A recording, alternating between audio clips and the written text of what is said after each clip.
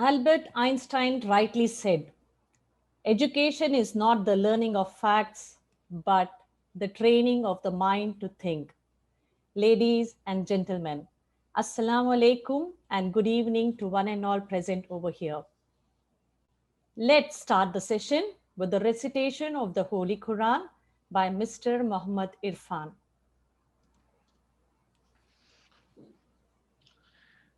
أعوذ بالله من الشيطان الرجيم بسم الله الرحمن الرحيم الحمد لله رب العالمين الرحمن الرحيم مالك يوم الدين إياك نعبد وإياك نستعين اهدنا الصراط المستقيم صراط الذين أنعمت عليهم غير المغضوب عليهم ولا الضالين آمين صدق الله العظيم. Jazakallahu khairan, sir. Let me translate it in English. In the name of Allah, the most gracious, the most merciful. All the praises and thanks be to Allah, the Lord of the worlds, the most gracious, the most merciful, Master of the day of judgment. Thee alone we worship, and Thee alone we ask for help. Guide us to the straight path, the path of those you bestow favors on them, nor of those earn your wrath on themselves, nor of those who go astray. Before we start the session, I kindly request the parents, if you have any questions, please share it in the question box. Towards the end of the session, our expert will be answering them. Your audios and videos will be muted for better clarity. Indeed, it's an honor and pleasure to introduce our expert, Miss Winnie Pinto. Miss Winnie Pinto, born and brought up in Bangalore, India.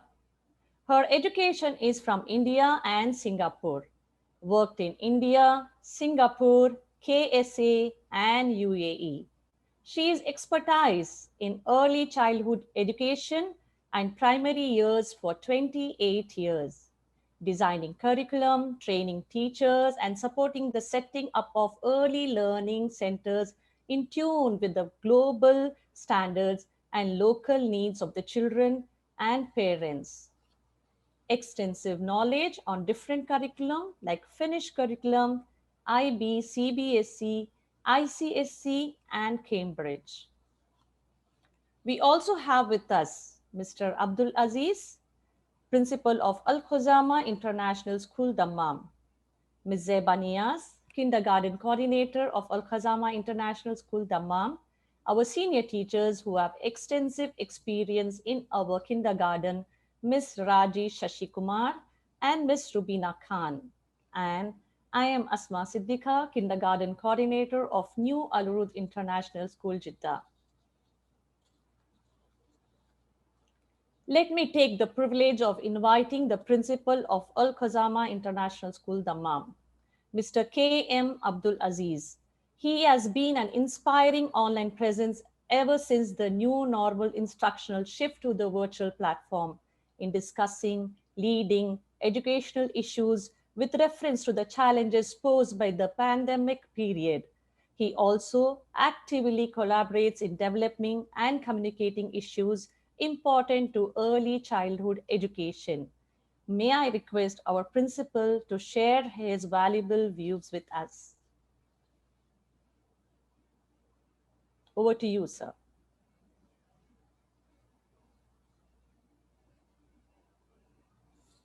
So you have to unmute, sir.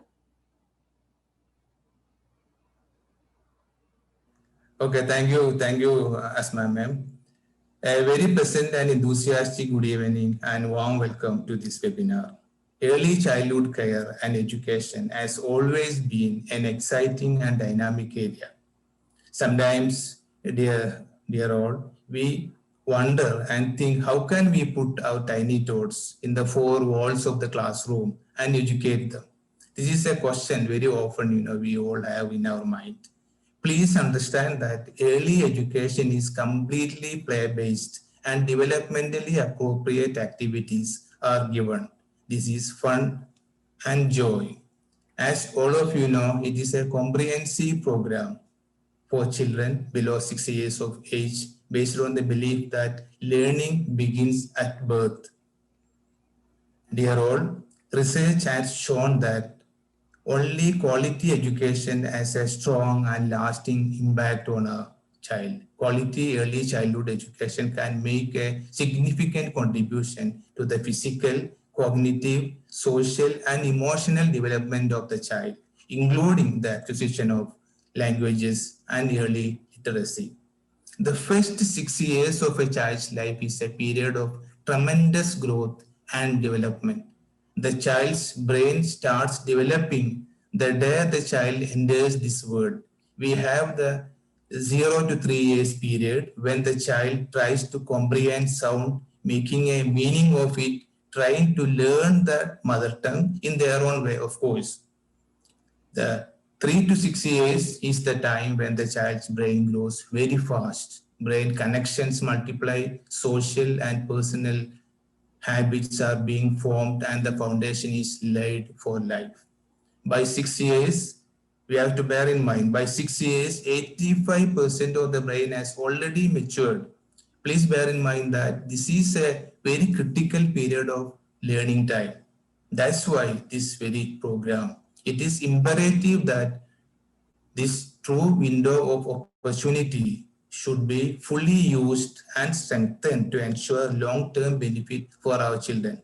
A high-quality KG program helps them develop their full potential and foster young children for success as they progress along the learning ladder. Dear all, we at Alkhozama International School firmly believe that young children deserve an enthusiastic start in life and that they need quality experiences so that they grow, learn, develop, and flourish fully. This webinar is aimed at helping parents and all stakeholders involved understand why early childhood education is critical and how to make early learning interesting, joyful, and meaningful for the children. We think that teachers, parents, and other adult caregivers will find this session highly useful. We also look forward to valuable feedback from all of you, the participants, with the best wishes for an interesting session and an active interaction with the panel members. Thank you all. Over to you, Asma ma'am. Thank you, sir, for sharing such valuable views. Now, I invite Ms. Winnie Pinto to talk and share about her experiences on the importance of early childhood education. Over to you, ma'am. Thank you, Asma, and thank you, Mr. Aziz. Good evening to one and all, and it's indeed a privilege being here, sharing my experiences and talking about the importance of education in the early years. I think Mr. Aziz nicely summed it up as to why education in the early years. But before we understand what is education in the early years, let us understand what is early childhood. Please allow me to share my screen.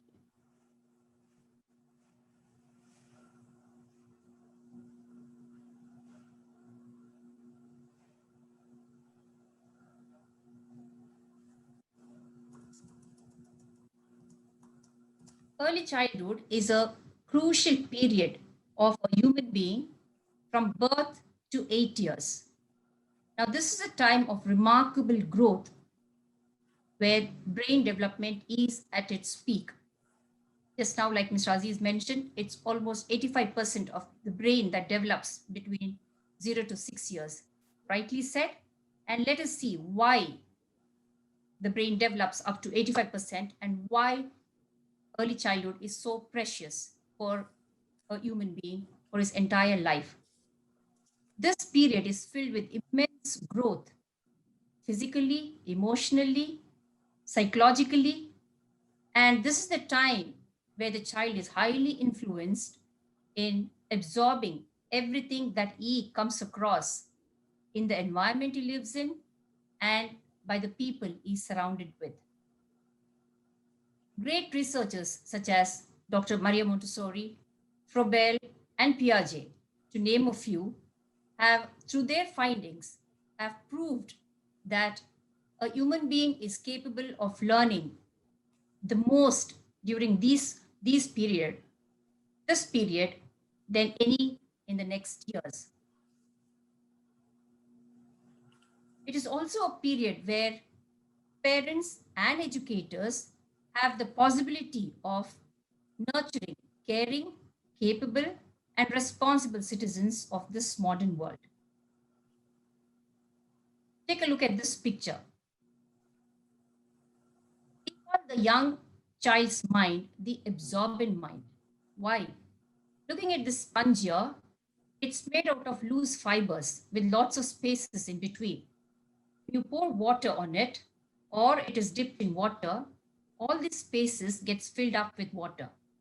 This is exactly how we can compare a child's mind to, and there we call it the absorbent mind, where the young child is absorbing everything that is there in his environment, and therefore it is our responsibility to ensure that these experiences are real and rich for the child.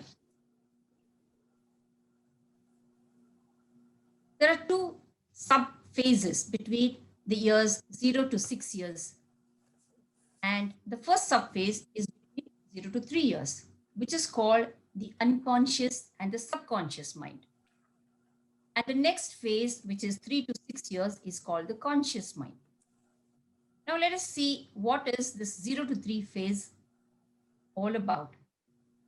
In this phase, from the time the child is born to up to 3 years, he is unconsciously absorbing everything that he comes across. Whatever he sees, touches, he tastes, he smells or hears.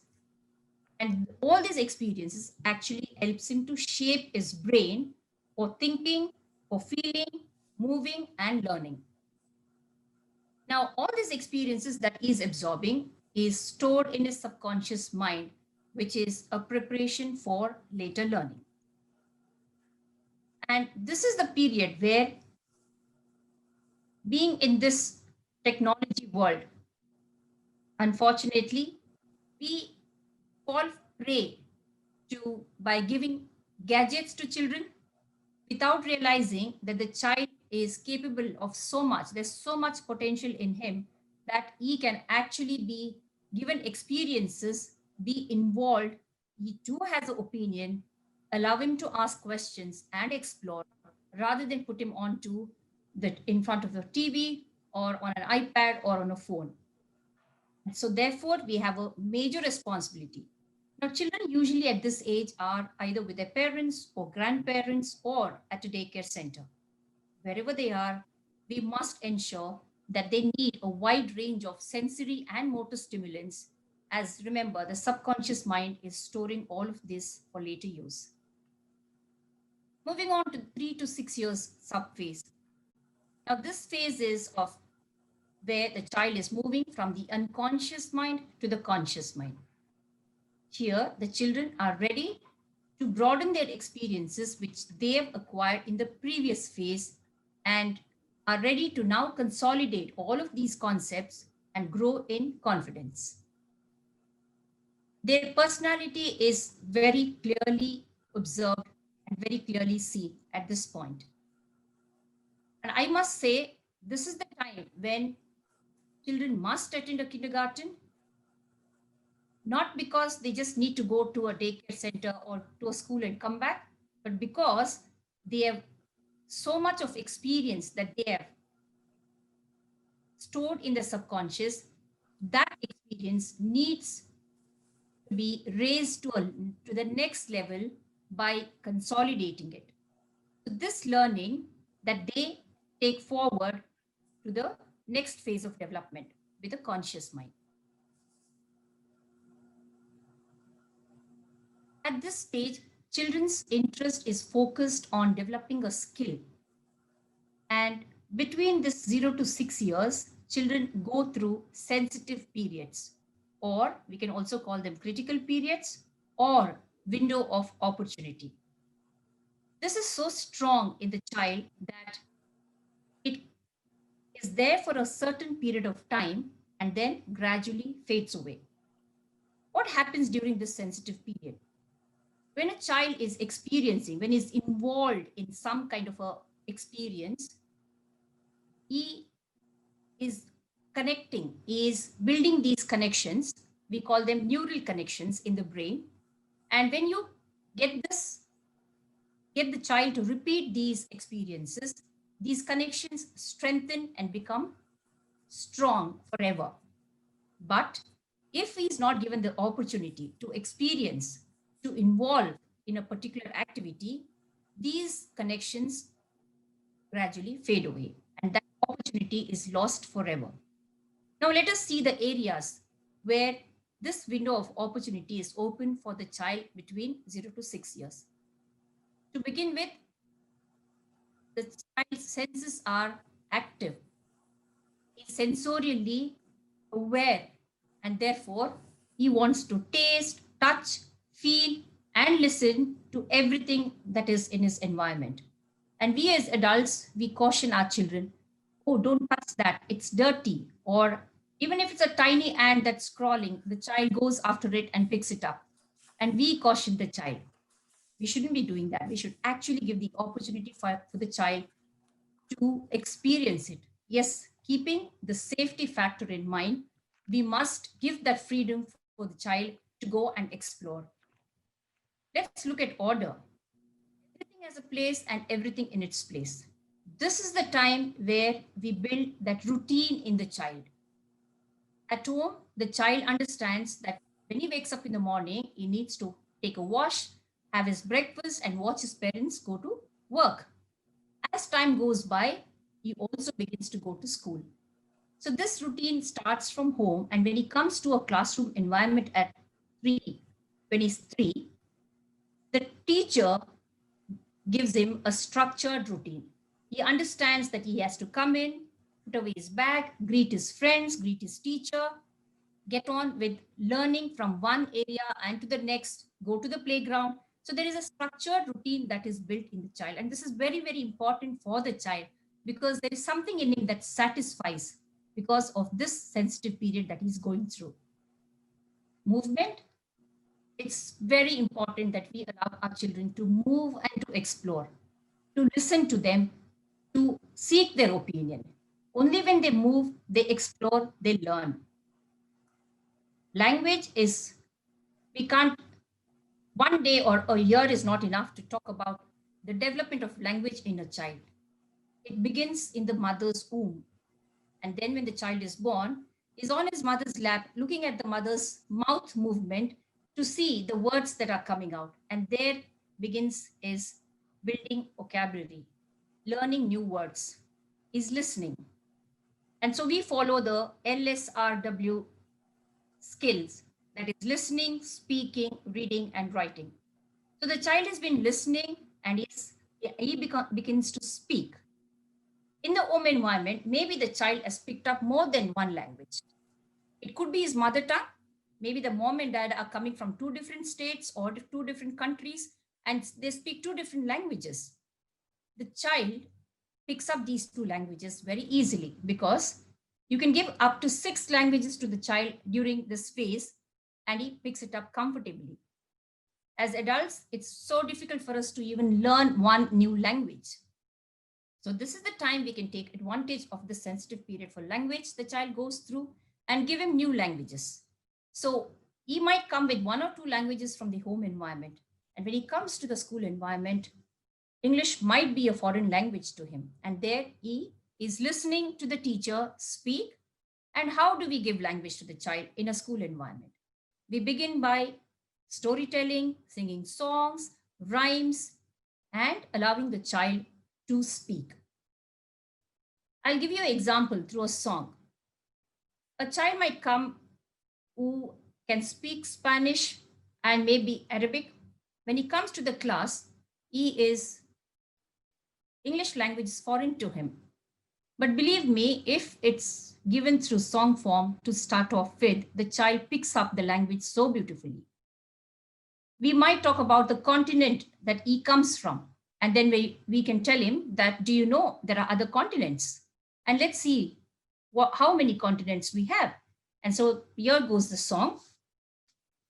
Continents, continents, do you know your continents? Continents, continents all over the world. North America, South America, Europe, Asia, Africa. Don't forget Australia. Don't forget Antarctica. Thank you for listening. So, believe me, the child picks up the names of these 7 continents irrespective of he speaking the English language or not, just because it was given to him in a song form.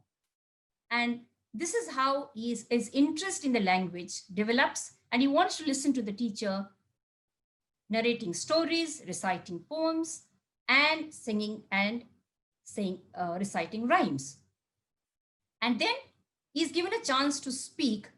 He begins to speak fluently, and then begins the structure of the language, where he is made to understand that the words he has picked up are made out of letters, and these letters have a phonic sound.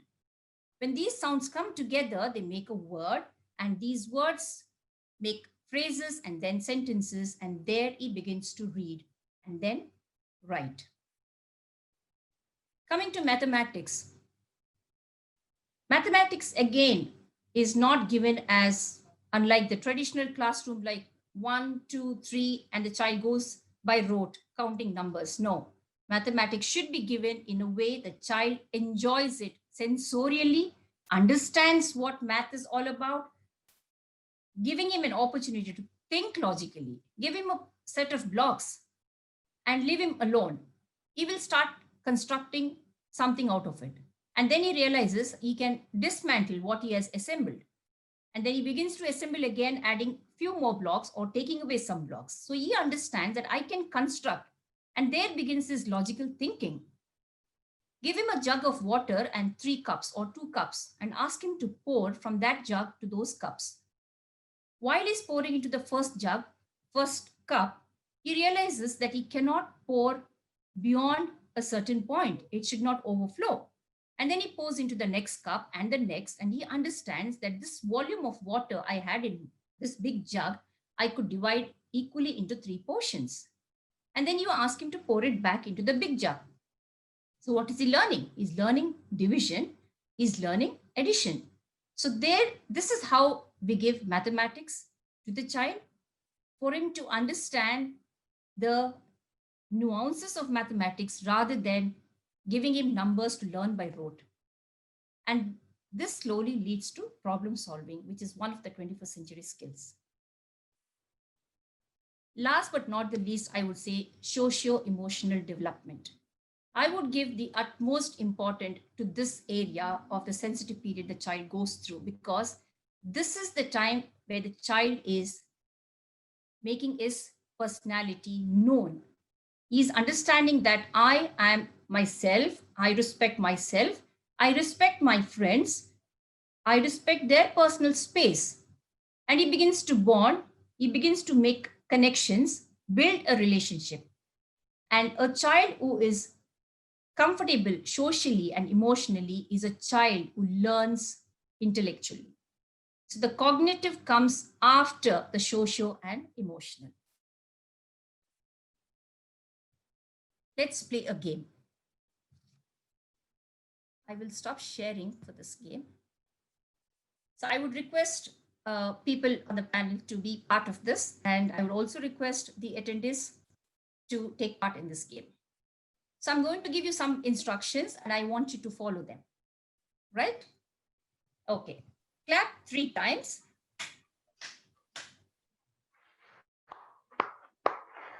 Click your fingers 2 times. Wave your hands 2 times.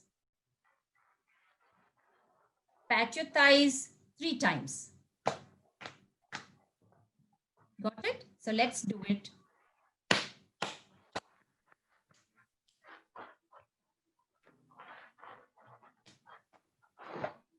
Right? Thank you. Now I want you to do the same thing in the reverse order.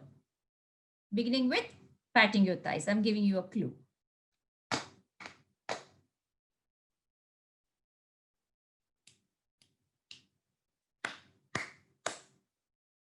Thank you. Was it easy? I could see Mr. Aziz was actually clicking his fingers instead of waving his hands, right? That's okay. It's quite hard for us as adults. But actually, our brain is retrieving a memory, right? To do the action in the reverse order. And believe me, when we give such activities to our children, it actually helps the children to think, to ponder, and to develop methodical skills to examine an object or an event from different angles. And it also prepares them for mathematics. So these kind of activities have to be played with children very often, I would say, to build this and develop the brain, because remember, the brain is really developing now at a faster rate after the age of 3. So we need to feed that brain. We need to feed that absorbent mind. So this kind of games actually helps in doing this. Thank you. And I'm going to go back to sharing my screen.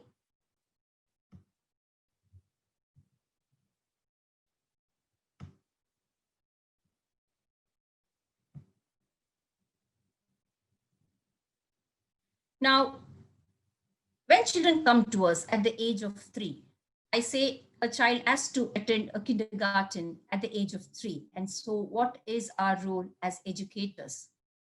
As educators, we focus in providing a classroom environment which is developmentally appropriate in all the domains of childhood, which are physical, intellectual, language, social, and emotional development.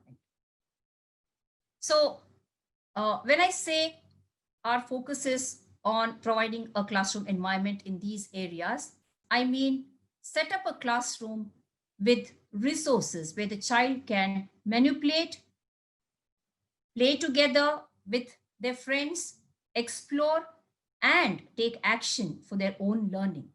This kind of an environment actually makes the child's learning meaningful. And this is what we do at the schools that I am associated with, both in Dammam and Jeddah. Does the parent have a role to play? I would say definitely yes, because the parent who would have, due to various reasons, maybe both the parents are working or they are in a different country, the child is with their parents, the child is with the child's grandparents or at a daycare center. But at the age of 3, I would say we have to send the child to a school environment, not just to play, like I said before, but to take these experiences that they have brought from their previous phase, may it be the home environment or the daycare center, take it to the next level with a conscious mind by consolidating those experiences and become confident. It is also a crucial period where I say both parents and the educators come together to form a partnership in combating any developmental delays the child may have been going through. Like we say, early intervention is the best cure. There could be some developmental delays. It could be a speech delay, it could be an acoustic delay, it could be any other delay, but this is the time to put things right. So it's a partnership between parents, and therefore I say it is a responsibility of the parents too. I've spoken about the educators and the parents' role. Now, the curriculum. Any curriculum, it could be a IB curriculum, it could be the American curriculum, it could be the British curriculum, it could be an Indian curriculum. The strength of a curriculum is in its implementation. It's not about just transmission of knowledge, telling the child that this is the letter A and this is the sound it makes, or this is number one. It's about construction of knowledge, learning by doing, involving the child in his own learning. And our curriculum is appropriate to the child's needs, and it's holistic in its form. When I say holistic, it focuses on the well-being of the child, the health of the child, and the overall development of young children. It addresses each child's learning interest. And eventually, this leads to school readiness. Now look at this picture of this child. She is involved in her own learning. She is manipulating the letters, and she is now probably laying them in sequence or identifying which are the vowels and which are the consonants. By doing this, the child is able to take action for her own learning. And look at the number 8. The child is not just told that this is how 8 is written. She is involved in cutting the paper and forming the number 8. And then she is given the quantity, how much is there in this number 8. So this is where construction of knowledge happens. Active play, to communicate, think, and explore. We keep the developmental milestones of each child, and the activity rooms are set up in a way where appropriate learning zones are there in every corner of the room to attract the child's interest. And the learning is not limited only to the activity rooms, but also the physical outside environment. Look at the way the children are doing skip counting. They are actually enjoying while learning. So they are playing and learning. Rather than learning to play, they are playing to learn. Small group activities, the teacher is only a guide here. She is walking past, ensuring that the children are participating equally, they are involved in their learning, they are guided the right way. But by learning like this, they are learning from their peers, and the learning is not only enjoyable, it's meaningful. It's about how to do and not what to do. Virtual learning, it's happening around the world. This pandemic has actually asked us to pause and think. Can we do things differently? All of us have adopted to a different lifestyle, right? It's a new norm. But look at our children.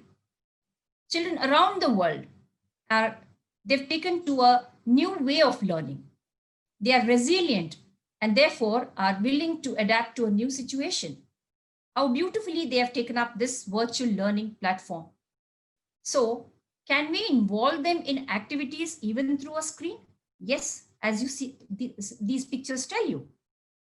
A picture speaks 1,000 words, and this aptly tells us that children can be involved in activities and the screen can become an interactive classroom. Like I said, any curriculum is as good as its implementation. At the core of this curriculum is assessment. And assessment in early years is not about a pencil and paper test. It's about, again, a formative assessment and a summative assessment where the teacher takes a pause to check on the child's progress time and again to ensure if the child is not picked up the concept, has not mastered the concept, are there different ways to support the child? Are there different activities that can be given to the child in order for him to master that concept? And after having assessed the child 3 to 4 times, then the child masters the concept, and then a summative assessment is done, which gives a snapshot of the child's achievement at that particular stage. And underpinning all assessment practices is the role and value of observation. At all times, the teacher is walking around, observing, recording the progress the children are making. That gives her an idea of how a particular child is behaving socially, how the child is involving, how the child is participating. Is the child respecting others' space, personal space? So through her observation, she is able to assess the children and give a genuine evaluation of the child's progress in all areas of development. To give you an idea of a progression of children when they come to us at age 3 in a pre-kindergarten classroom. So like I said, the child comes from the previous phase with lots of experience, maybe from the home environment, maybe from the, sorry, please excuse me.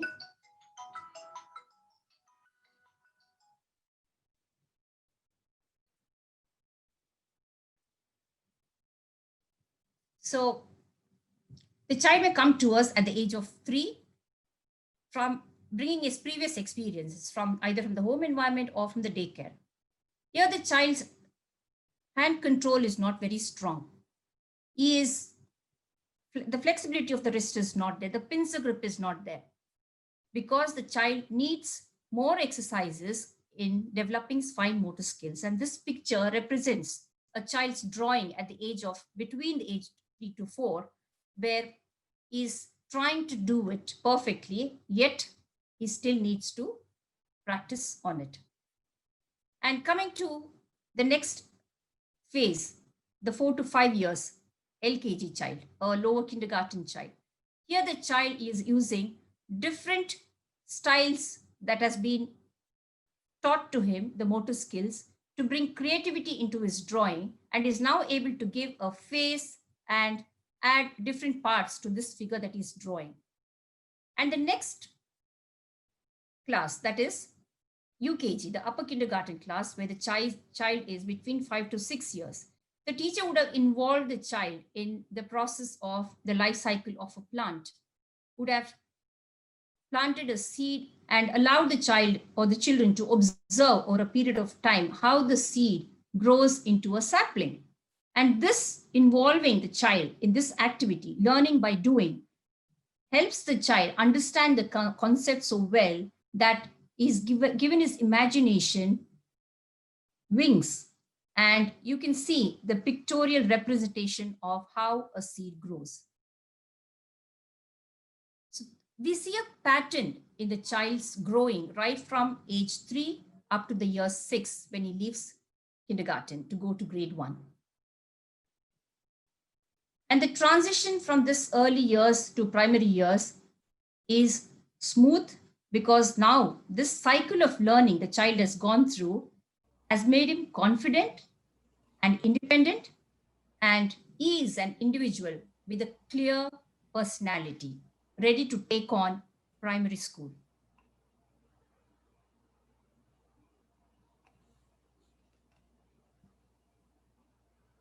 I hope I was able to shed some light on why early years education is important and what is the value of education in early years. Thank you. Thank you, ma'am. You have given a very good overview about early childhood education and how development happens in early years. A lot of us think kindergarten years are not critical. I'm sure parents will understand the insights what you have given, how kindergarten brings skills in a structural way. Every child should have the opportunity to receive a quality education. I invite Ms. Zeba Nias to talk about how successfully we are in the new platform of virtual classes. Over to Ms. Zeba Nias. Thank you, Ms. Hasma. Good evening, everyone. I am Ms. Eba Nias, the KG coordinator of Alkhozama International School, Dammam. Good to see you all. I am here to give you an idea about our ongoing virtual kindergarten classes. I will be sharing my screen with you all.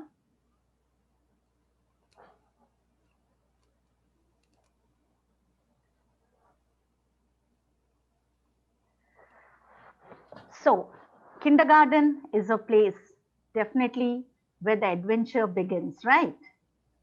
So, are we exposing the children to this adventure even when we are virtually taking the classes? That matters. Now, over the last few months, we all know many things have changed. We are on the verge of a new phase. We have a new normal and new ways are approaching our lives. We have been in lockdown and our teaching and learning shifted from a physical class to a virtual mode. I hope you all agree with me, right? Right now, also, we all are meeting virtually. Yes, but as it is rightly said, that life is not about waiting for the storm to pass. It's all about learning to dance in rain. Beautifully said. And I think this is what we are doing now at the moment. When we started the new academic year, it was a challenge for us to adapt from a physical to an online class for the tiny tots of an age group in between 3 to 6 years. We had many questions in mind. Will these children be able to sit in the front of the screen for such a long time? Will the teaching and learning be as effective as it was during a physical classroom or not? But we, as a school, believe in learning from all challenges, and holistic education is what we cater to on a positive note. We continue to reinforce learning even when the children are homebound. Now, let's see how we took this learning from a physical classroom to a virtual one. Now, to make quality use of time and to make it easy for our children to be in sync with our learning methodology, when the school resumes, we teachers sat together and we designed a program to foster enthusiastic learning in our children. A weekly and a daily lesson plan is prepared by targeting all the skills the child needs to develop. We have just heard the different skills which needs to be targeted. The language skill, mathematical skill, physical skill, creative skill. And at the same time, learning to develop as a good human being. And that is most important. That is where the education counts. Right. Now, this plan, the weekly and the daily lesson plan, is sent to parents, supported by instructional videos, so that in case a child needs to revisit something, revisit a concept, a video is there to support him or her. And the parents can also act as teachers at home and support the child.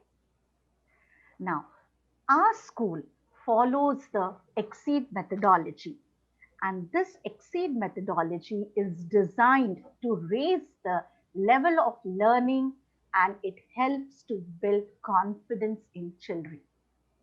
It follows a 5-step experiential learning method where concepts are taught through experimentation, followed by questioning, application, and feedback. Rightly, as Miss Binnie said, unless and until we give them a platform to explore, to be actively involved, the children are not going to learn, because they are creating that experience. Experience has to be created in them. So this 5-step experiential learning is nothing but, whichever concept we are teaching, we are very clear what is the learning outcome of the topic which we are teaching. We are clear in our mind that my child is going to learn this thing at the end of my lesson. Now, how am I going to teach it? It will be through an activity, that is the action. And then, did the children learn what I want them to learn, or still do they require any support from our end? There comes the analysis part. And then whatever they have learned, are they able to apply it in their life or not? That is the application part. And the assessment goes hand in hand. It is nothing but a skill-based assessment. And we also follow the integrated standards. That means integrated system of teaching and learning. Like a typical day in kindergarten, it is divided into different times, like a circle time where we start introduce the topic, followed by the theme time, the math time, language, and the play time. But integrated standards means we are integrating that topic the whole day. Maybe during the circle time, we are introducing the concept, but that concept is also being carried forward in the theme time, followed by math time. Just a small example, which is given here about textures, introduction of textures, activity based on the textures, counting of the objects depending upon various textures, then naming the textures as well as using the art material. So here again, we are targeting all the skills a child needs to develop. Now, our teaching and learning is successful only if the child is able to read and understand. Right from pre-KG, we focus on developing listening and speaking skills through poems, through songs, through storytelling activities, through show and tell activities, further moving ahead in LKG to action by writing until he or she becomes a fluent learner. And that's what we need, right? Yes. Now, it's rightly said that a good learning depends upon a good foundation. So, early childhood education definitely is important. We are laying the foundation years in the children. So, definitely they are very important. Now, this till now, what I have spoken is about the academics. But along with academics, we also focus on inculcating values in children by incorporating co-curricular activities and a strong BUNNIES program. Now, you can see that we are done with many activities where we had the campaign awareness for COVID-19, Earth Day, Mother's Day, Father's Day, Grandparents' Day, class assemblies, Teachers' Day. This is just to name a few. Now, these co-curricular activities, how do they help the child? We say that co-curricular activities should be a part of the curriculum. But have we ever thought why? Yes, the big question is why. And I think the answer is already given by Miss Winnie. Definitely, it is the holistic development of the child, right? So, these co-curricular activities, they support our teaching and learning by developing confidence in children. A child may be knowing many things, but maybe he's shy to come in front and speak up, right? So these co-curricular activities help him or her to overcome his shyness, making him more confident. Yes, and it also helps them to understand about the immediate world around them, the far and near people around them, the immediate environment around them, the social development, which ma'am has given definitely an importance of social development. Surely. So these activities help them to develop socially. Now, working on the fact that when you retell, retaining becomes effective. Pretend play, storytelling activities, show and tell activities are also done along as a part of the literacy activities. Opening doors of child's development, cognition and behavior. BUNNIES program is held and children are actively involved in all the activities. And as you can see how the children are involved in the different activities of the BUNNIES program. Now, these activities are not given just like that. No, they are based on some particular domains, like, for example, food and nutrition, sensory, creative, physical, grace and courtesy, and life skills, right? These activities, they help to develop problem solving skills and decision making skills. They learn by doing.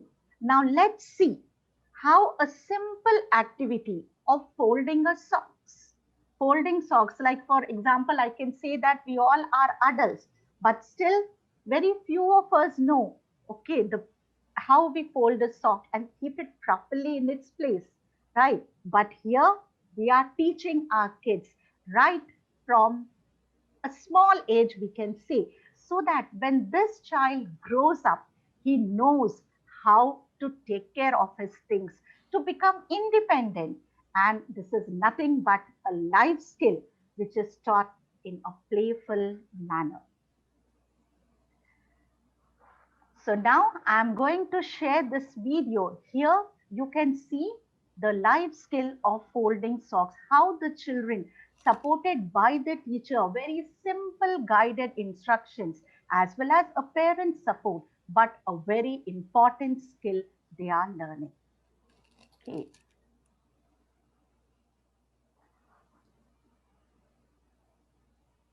Okay, one second.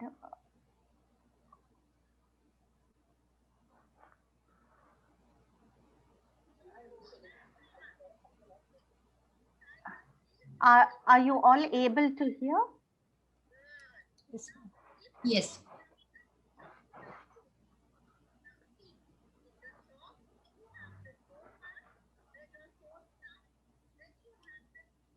Uh,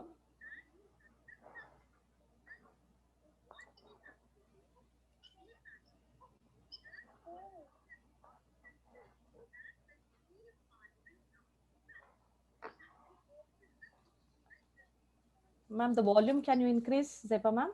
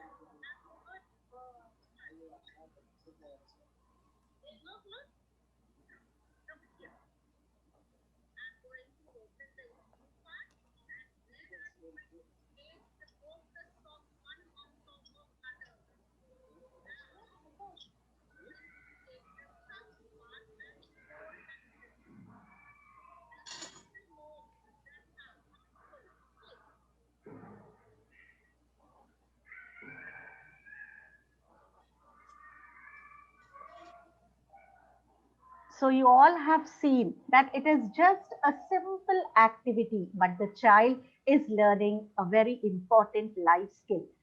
Now, are these skills really important? Do you all think so? Are these skills really important? Yes, they are important because the children, they learn them by repeatedly doing it until they master these skills. And they not only enjoy them, but will also help them to become independent. Now, the outcome is highly successful, not only in involving children in with all the activities, but also making the parents understand the importance and the value of this unique program. That definitely activities matter. It is not that my child is going to kindergarten just to go play and come back. No, not at all. Definitely he is playing, but at the same time, we are focusing on learning the important skills which are required at this age. It was a smooth learning for us because of the support the parents have given to us. And at the same time, the children were also very supportive, and they too were too good at moving from one platform to another. I think it's not easy still when a call comes for a meeting from your office, kindly attend the Zoom meeting, and we are going to meet in such and such time. Yes, we all get scared. We don't know how we are going to operate the system. We don't know how we are going to sit, right? But no, our children, they did it very well. Definitely, initially it was like a challenge, but as Miss Winnie rightly said that when you teach the children at a young age the right way, and if the concepts given are at the right time, that can help them to build their mindset. So that is why the children effectively shifted from the physical classroom to a virtual classroom. This is a very good example of the importance of learning in early childhood years. Now, it's the children whom we give all our thanks to. Though parents and teachers are there for their support, but still, it is the children who have proved us. And this proves that they are so much capable of, and they have so much potential for a better tomorrow. Now, we can say that I am not afraid of the storms, as now I have learned how to sail my ship. It is not only we teachers, this quote goes to our children. Now they have learned how to adjust to new things. So, it now with this, I would like to end, and I hope I have given you a clear picture about the virtual classes which are going on in our kindergarten. And now let's hear from our senior teachers, Miss Rubina and Miss Raji. They are going to share their experiences during this learning journey. Over to Miss Rubina. Thank you all. Thank you, Ms. Zeba. Good evening to one and all. My name is Rubina Khan, and I'm working as a kindergarten teacher in Alkhozama International School for past 15 years.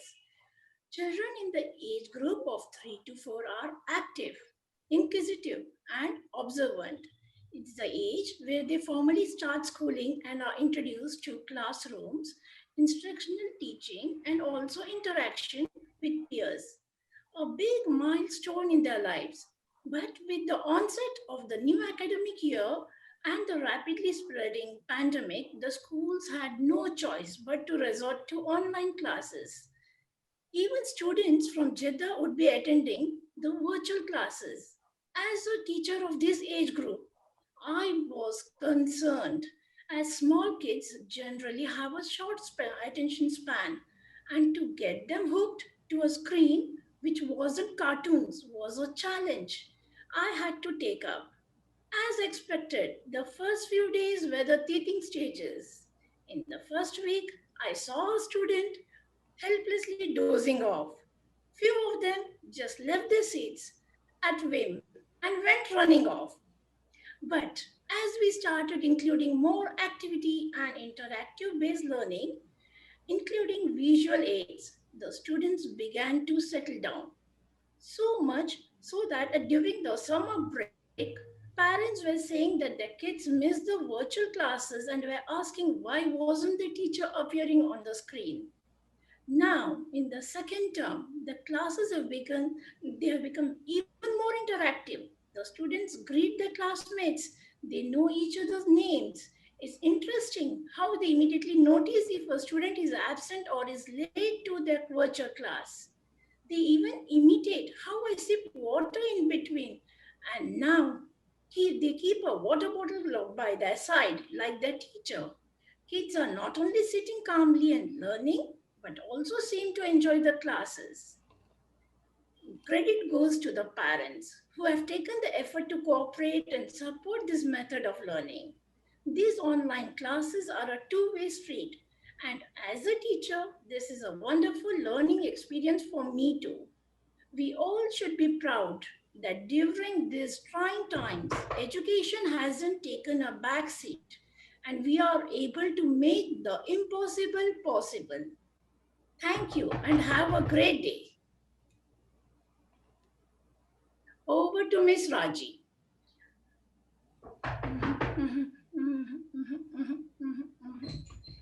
1 minute, 1 minute.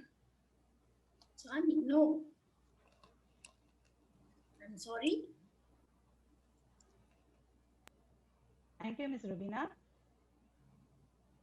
Can you all hear me? Yes. Yeah. Yes, Okay. Good evening, and I'm Raji, and I would like to share the experience what I underwent during this virtual learning. It all started in the month of April when there was suddenly a shift from the physical classroom to the digital platform. Everyone started panicking. We as teachers were having a little hiccups, and we thought like we as a group are going to learn through how this technology how can be used, and we started learning. The teachers as well as the children, we started learning. So in the beginning, my children, when they used to see the camera, they were so curious and they started showing a lot of funny faces and they were so obsessed with the camera. But slowly they learned that yes, this is going to be my class, she is going to be my teacher, and they are going to be my friends with whom I'm going to interact online. So they started settling down and they started to learn uh, virtually, and the learning started there in a beautiful way. Sometimes when I switch off my camera and I mute myself, I could hear this cute little conversation among the children as to what the food they eat, the dress they wear, the toys they have, and it goes on. So even if I delay by a minute or two to switch on my camera, my children used to wonder, where is my ma'am? What is she doing? Why she is not online today? So to this extent, they have well known about the technology, and the credit goes to the children as well as the parents who were there, always supporting them. A real credit goes to the parents because when there was a physical classroom, when we used to go to the school, the meeting with the parents were very limited. So the interaction also was limited. But here, the parent every day sit beside the child and she is looking and observing how a child is being groomed up. What is the learning is being given to the child, and she is definitely very happy and fully gives her support. She supports the child in all her ways, and the learning is enhanced. So I really like to appreciate and record my sincere appreciation for parents as well as for the children to adapting to this new norm of learning that has made the journey go very smooth. In fact, in the second term, we got a lot of new admissions because the parents realized that initially parents might have thought that what is the child going to learn online. But as the word spread and they came to know how the teaching is being very effective, we had a lot of admissions coming up in the second term. So I sincerely thank the parents for their effort and for their support, and to the children who are learning very beautifully through this virtual class. And we all teachers are enjoying this and hope we are going to be very successful in the coming days. Thank you. Over to Ms. Asma.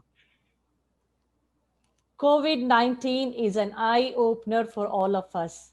I must admit, we discover what is virtual teaching. Thank you, Ms. Zeba, Ms. Raji, and Ms. Rubina. I totally agree. Our children have enjoyed a lot.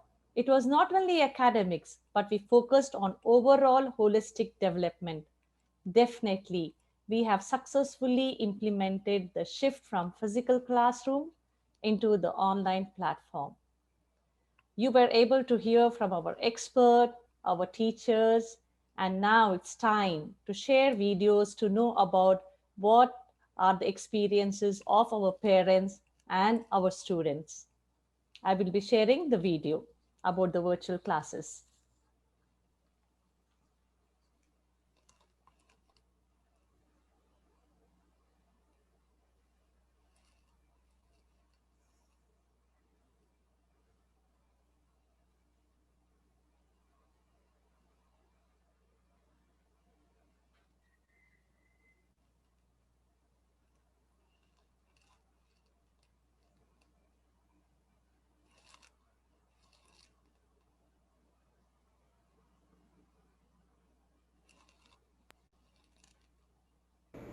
Hello everyone.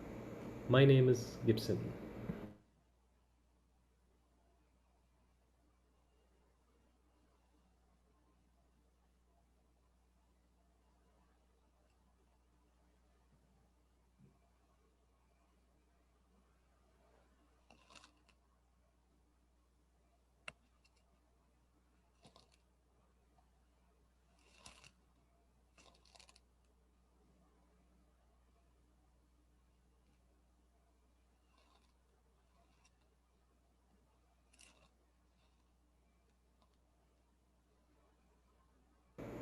Hello everyone.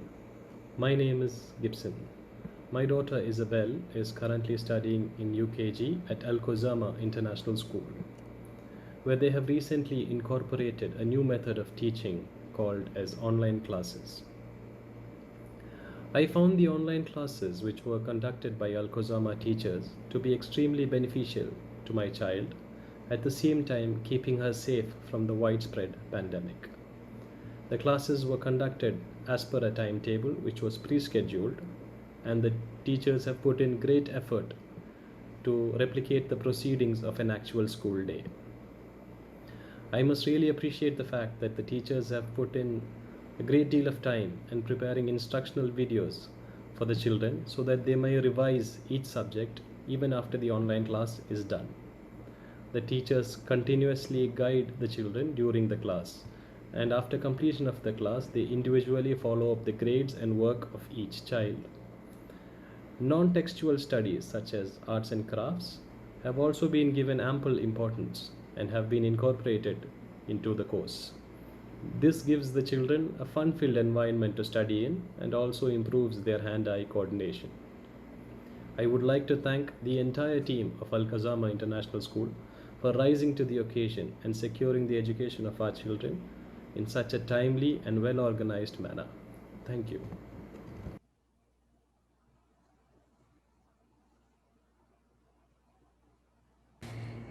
Dear all, I am Archana, mother of Abhyukta. She is a student of Alkhozama International School studying in LKG. I am here to share my views about the ongoing virtual classes. These classes are being conducted in a well organized manner.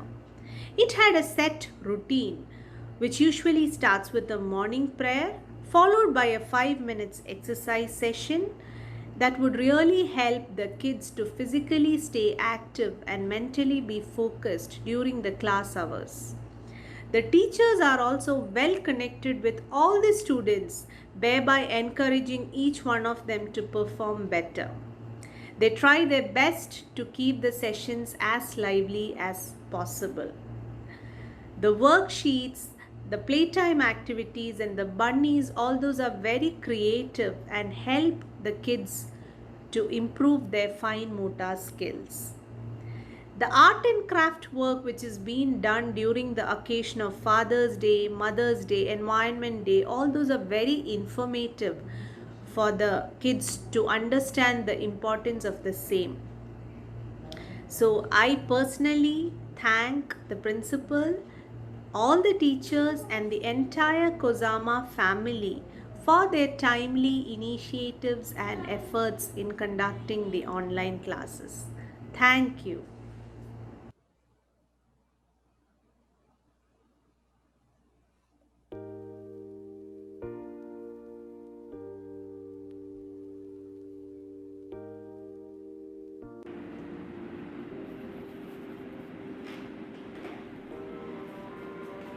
Hi, I am Kritika. I study in Alkhozama International School. I study in UKG. Do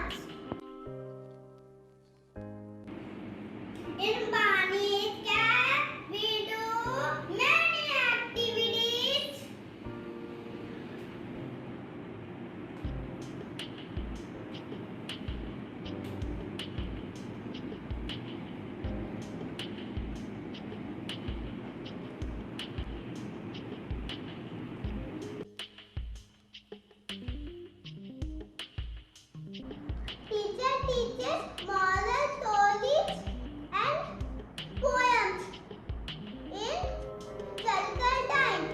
Baby shark do do do do, baby shark do do do do, baby shark do do do do, baby shark.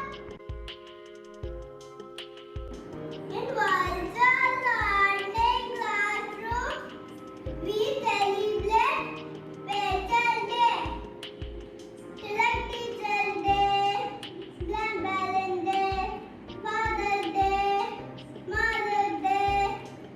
We prepare cards, Father's Day, Grandparent Day. We learn TV, TT word in language time. LAND land. SOST stop. TURD third. MILK milk.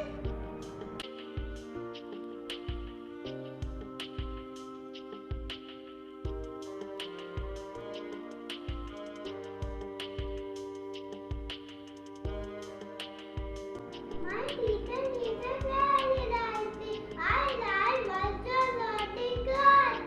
Thank you. Bye bye.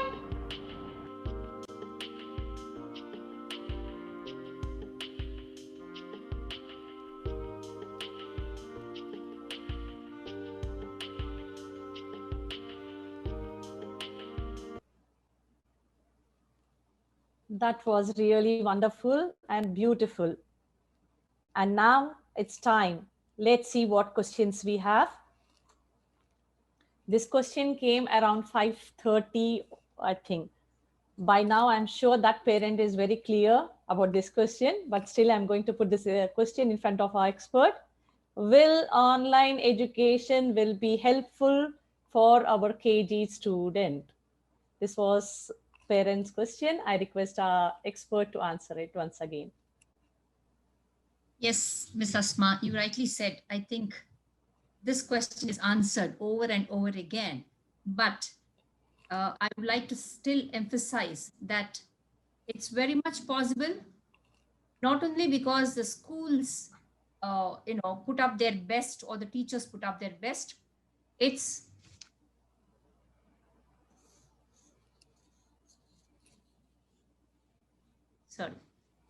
because the children are resilient. They are able to take the change so comfortably because of the capability in them.